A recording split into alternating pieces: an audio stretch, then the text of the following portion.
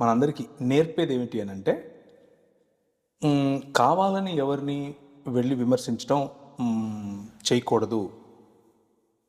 విమర్శకు ప్రతి విమర్శ ప్రేమపూర్వకంగా, ఆ ప్రతి విమర్శ కూడా జాగ్రత్తగా అవతలి వారికి సమాధానమిస్తూ వారిని గెలుచుకోవాలి అన్న ఉద్దేశంతో చేసేదిగా ఉండాలి అన్నది మొదటి నుంచి ఉన్నటువంటి ఫౌండేషనల్ వాల్యూ.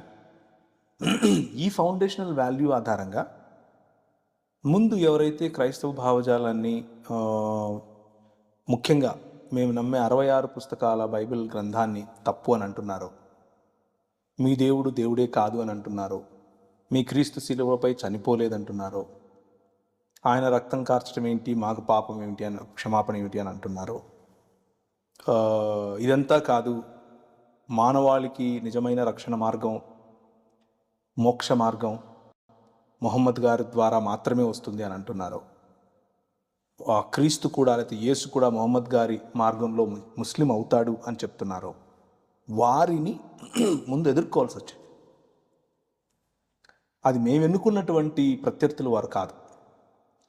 వారు క్రైస్తవ సమాజంలో ఉన్న అనేకులను ఇస్లాం వైపుకు తిప్పేందుకు బహిరంగంగా చాలా సభలు చేయటం, పీస్ టీవీ వగేరా వగేరాల పేర్లతో వేరువేరు టీవీల మాధ్యమంగా ప్రజల మధ్యకి వెళ్ళటం, అంటే క్రైస్తవ సముదాయాన్ని గందరగోళానికి గురి చేయటం జరిగింది.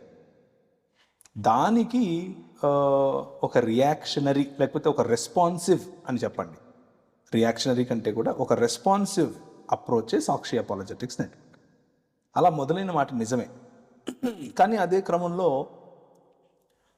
చాలామంది ఏథీస్ట్లతో డిబేట్ చేశాము, చాలామంది అగ్నాస్టిక్స్తో డిబేట్ చేశాము, అంటే హేతువాదులు అని తెలుగులో అంటారు, వారితో డిబేట్ చేశాము, క్రైస్తవంలో ఉన్న వారితో కూడా డిబేట్ చేశాము. అంటే రైట్గా సరైనటువంటి దృక్పథం ఏమిటి, క్రైస్తవంలో కూడా సరైనటువంటి ఆలోచన విధానం ఏమిటి, సరైనటువంటి రక్షణ మార్గం, సరైనటువంటి అవగాహన క్రీస్తు పట్ల, వీటన్నిటి గురించి కూడా డిబేట్ చేశాం. కానీ మీరు అన్నట్లు గత 5-6 సంవత్సరాలుగా, లేకపోతే ఈ 2017 నుంచి అనుకోండి, 2017 లేకపోతే 2018 నుంచి హిందుత్వ భావజాలాన్ని ఎక్కువగా ఫోకస్ చేయడం జరిగింది. ఎందుకు జరిగింది అని అంటే, దక్షిణాదిలో అంతవరకు లేనటువంటి ఈ హిందూ అగ్రెషన్ అంటే మళ్ళీ హిందువుల అగ్రెషన్ కాదు, హిందుత్వ భావజాలాన్ని కలిగిన కొందరు రాజకీయాన్ని ఉపయోగించే టెర్రరిస్టులు, రాజకీయాన్ని ఉపయోగించేటటువంటి ఉగ్రవాద మూకలు ఎవరైతే ఉన్నారో, ఫ్రింజ్ ఎలిమెంట్స్ అని అనుకున్నారు వీళ్ళని. కానీ వీళ్ళు ఫ్రింజ్ ఎలిమెంట్స్ కాదు.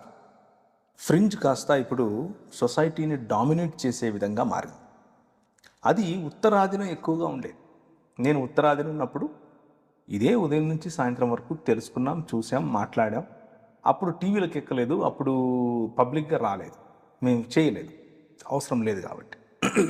కానీ దక్షిణాదిలో 2014 తర్వాత నుంచి మొదలై 2017, 2018 సమయాల్లో పుట్టగొడుగుల్లాగా అక్కడక్కడ ఈ హిందుత్వవాదుల సంస్థలు ప్రారంభమయ్యేట్లుగా అనేకమైన ఫండింగ్ ఏజెన్సీస్ ముందుకొచ్చి మరీ ఫండింగ్ చేసి మరీ వాళ్ళని నిలబెట్టినట్లు తెలుస్తుంది. లేకపోతే అంతవరకు లేని ఇంత విషపూరిత ధోరణి ఎందుకు వస్తుంది సమాజంలో? తప్పకుండా దీని వెనుక ఒక మాస్టర్ మైండ్ ఉండే డబ్బులు కురిపించే చేశారు.